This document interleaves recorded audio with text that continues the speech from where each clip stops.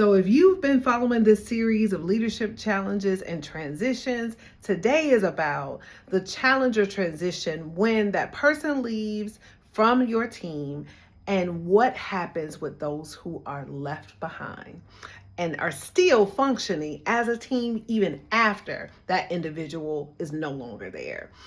If that is for you, I want you to tune in to what it is that is said in this moment. First thing is, as a leader of this team, the role and the job should consistently be, how can I continue to keep my ear, just like we do with our boots, on the ground? And how, as a leader, can I ensure that the people who are left on my team do not lose their stamina, do not lose their focus, and do not give up on this quest of making sure that we continue to be that team that grows and moves as a result. So one tip for today is to have a team individual meeting. One where these 3 questions are going to come up in there. 1, how are you feeling? And don't rush through this question. Actually listen to what it is your team members are saying with how they're feeling. 2nd, what support do you need? Because I know this person had a role in the work that you do. And what are the things, if you could just rattle them off to the top of your head, would make your load lighter? So what support do you need?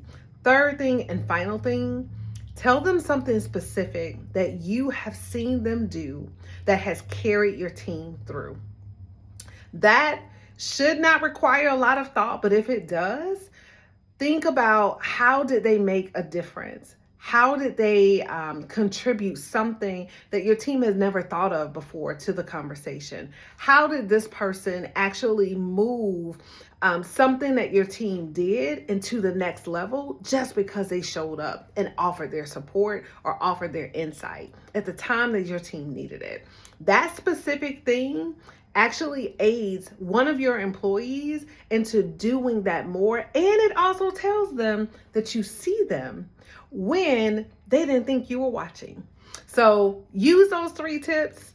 Let me know what happens as a result, and watch the things that happen as a result of your team knowing that you see them, you hear them, and you value them, even in that conversation.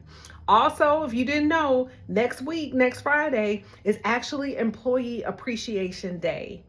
And that is a perfect day to show your team just as much that you had that conversation, but what do they mean as employees to do to you too as a result? Hopefully this tip helped. Let me know and then follow along for more. Have a great day on purpose.